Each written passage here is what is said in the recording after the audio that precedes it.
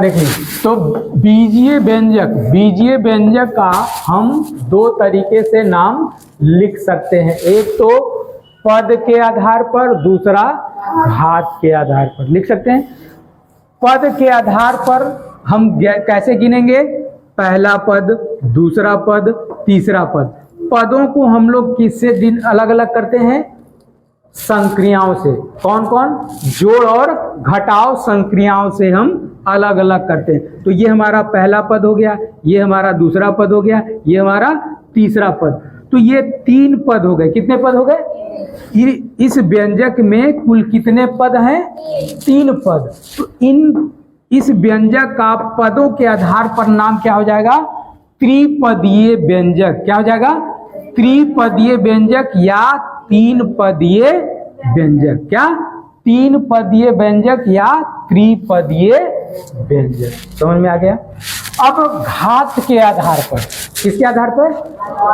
घात के आधार पर। इसमें देखिए, ये वाली आपका व्यंजक है, इसमें 3 पद हैं, है ना? 3 पद हैं और यहाँ पे चर का जो घात है 0 है। यहाँ चर का घात कितना है? 1 है। इसमें चर का घात कितना है? 2 है। हमने लिख के दिखाया है कि इस वाले चर का घात कितना है?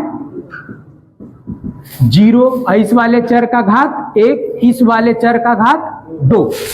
तो इसमें से सबसे बड़ी घात कौन सी है? इसमें सबसे बड़ी घात कौन सी है? 2 है। तो अधिकतम घात या सबसे बड़ी घात कितनी है? 2। अब इसी घात के आधार पर इस व्यंजक का नाम लिखेंगे। तो क्या लिखेंगे? द्विघातीय व्यंजक। क्या लिखेंगे? द्विघातीय व्यंजक। क्या लिखेंगे? द्विघातीय व्यंजक। ठीक है। अच्छा, एक अलग से हम एग्जाम्पल लेकर आपको दिखाते हैं, दूसरा, ताकि और क्लियर हो जाए। ठीक है।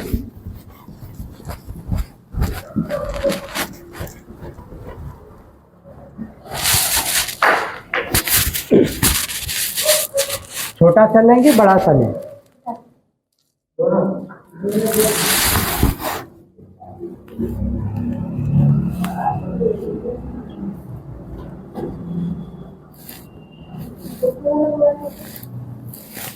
ले लिया? उससे अलग है या सेम है?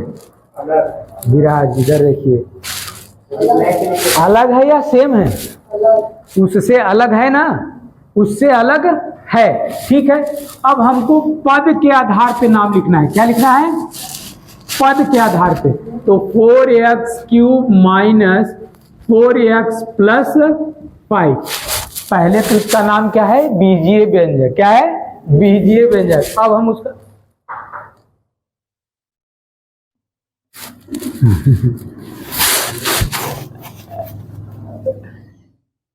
ठीक है।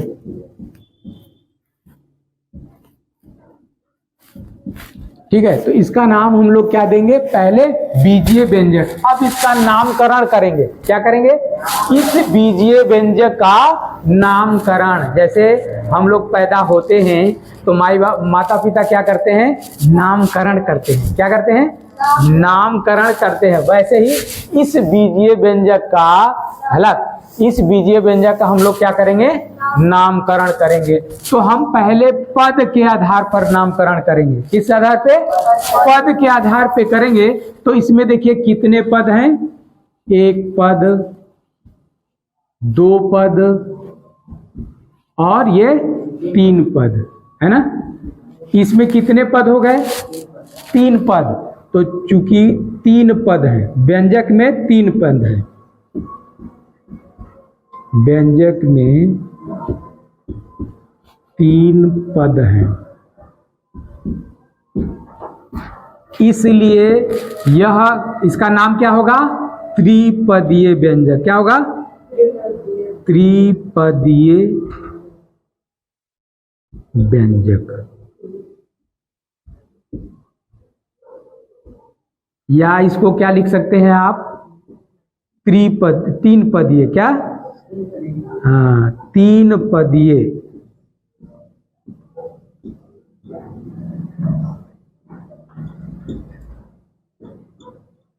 3 पदीय व्यंजक। ठीक है, अच्छा अब हम लोग किस आधार पे करेंगे? घात के आधार पर। किस आधार पे? घात के आधार पे। तो घात के आधार पे अब आप लोग बता सकते हैं,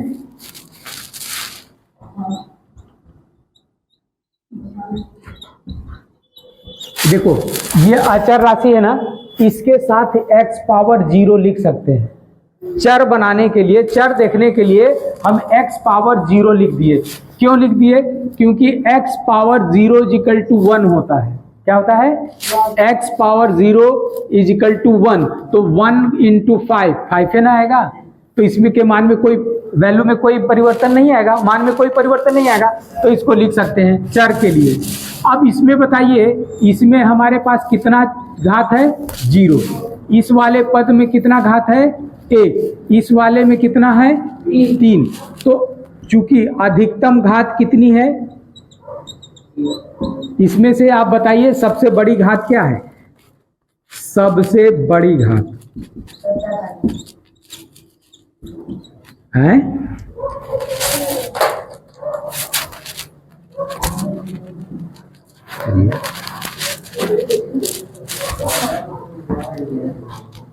सबसे बड़ी घात यानी कि अधिकतम घात।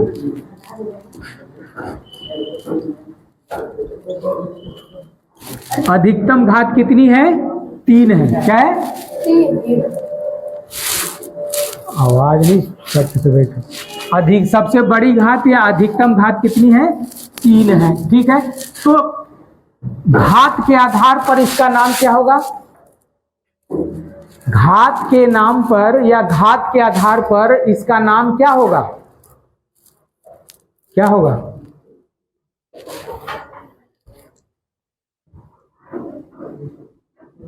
त्रिघातीय। क्या होगा? त्रिघातीय व्यंजक। क्या होगा? हाँ, त्रिघातीय व्यंजक। क्या होगा? त्रिघातीय व्यंजक। उतारिए।